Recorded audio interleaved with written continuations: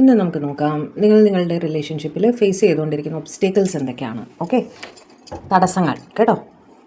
Lovers, the world, 5 of cups, 9 of pentacles, high priestess, 2 of pentacles, temperance. ആദ്യമായിട്ട് നിങ്ങളുടെ person മറ്റൊരു commitment ഉണ്ട് ലൈഫിൽ. ഓക്കെ, ഏതർ അവർ മാരീഡ് ആയിരിക്കാം, അല്ലെങ്കിൽ എവിടെയെങ്കിലും സ്ട്രോങ് ആയിട്ട് കമ്മിറ്റ്മെൻ്റ് ഉള്ളൊരു വ്യക്തിയാണ് നിങ്ങൾ സ്നേഹിക്കുന്നത്. അതുകൊണ്ട് തന്നെ നിങ്ങൾക്കൊരു കമ്മിറ്റ്മെൻറ്റ് അവരുടെ ഭാഗത്തു നിന്നും വരാൻ പ്രയാസമാണ് എന്നുള്ള രീതിയിൽ ആദ്യമായിട്ട് കേട്ടോ. രണ്ടാമത് ലോങ് ഡിസ്റ്റൻസ്. ഒരുപാട് ലോങ് ഡിസ്റ്റൻസിലാണ്, ലോകത്തിൻ്റെ മറ്റൊരു ഭാഗത്തായിരിക്കാം നിങ്ങളുടെ വ്യക്തി. ട്രാവൽ ചെയ്ത് വന്ന് മാത്രം ആണ് നിങ്ങളുടെ റിലേഷൻഷിപ്പിൽ ഒരു തീരുമാനം ഉണ്ടാക്കാൻ സാധിക്കുക.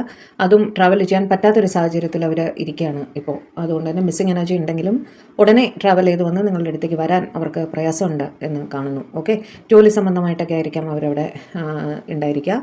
അതുകൊണ്ട് വെയിറ്റ് ചെയ്തേ പറ്റൂ എന്നുള്ളൊരവസ്ഥ. Okay, 5 of cups. വേറെ എന്തെങ്കിലും സാഹചര്യമുണ്ടോ 5 ഓഫ് കപ്സ് വരുന്നതിൽ? ടവർ, നിങ്ങൾ കംപ്ലീറ്റ്ലി സെപ്പറേറ്റഡ് ആയിട്ട് പോയതാണ്. അതായത് നിങ്ങൾ ഇപ്പോൾ ചിന്തിച്ചത് നിങ്ങളുടെ എക്സിനെ കുറിച്ചാണ്. ഓക്കെ, നിങ്ങളവരെ വല്ലാതെ മിസ്സ് ചെയ്യുന്നുണ്ട്.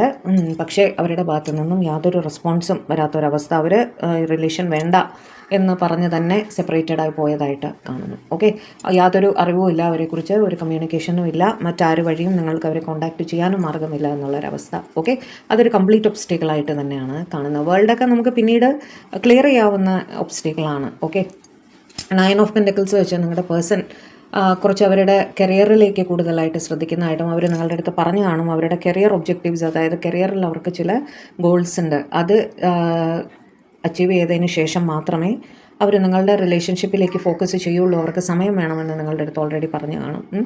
അത് വിചാരിച്ച രീതിയിൽ മുന്നോട്ട് പോകുന്നുമില്ല. അവരതിനു വേണ്ടി ഹാർഡ് വർക്കിംഗ് സ്റ്റേജിലാണ്. ഓക്കെ, അവർക്ക് സമ്പാദിക്കണം, കരിയറിൽ സെറ്റിൽ ആവണം, കരിയറിൽ അവർക്ക് ഉയർന്ന ലക്ഷ്യങ്ങളാണ്.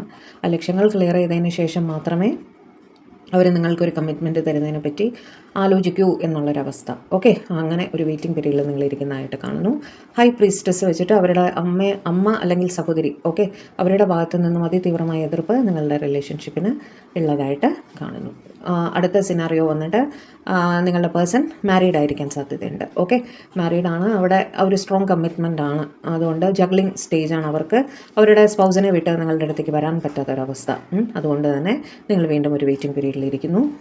ഏറ്റവും ലാസ്റ്റായിട്ട് നിങ്ങളുടെ പേഴ്സൺ സ്പിരിച്വലി കണക്റ്റഡ് ആയിട്ടുള്ള ഒരു വ്യക്തിയായിരിക്കാം. അതായത് വിവാഹം ചെയ്യാൻ പറ്റാത്ത രീതിയിലുള്ള സ്പിരിച്വാലിറ്റി. ഓക്കെ, ഒരു പ്രീസ്റ്റ് ആയിരിക്കാം. ഓക്കെ, ക്ഷമിക്കുക ആരെങ്കിലും വിഷമിപ്പിച്ചെങ്കിൽ. അപ്പോൾ അങ്ങനെ ഒരു സിറ്റുവേഷനാണ്. അതുകൊണ്ട് തന്നെ നിങ്ങൾക്കൊരു കമ്മിറ്റ്മെൻറ്റ് അവരുടെ ഭാഗത്തു നിന്നും വരുന്നില്ല എന്ന് കാണുന്നു.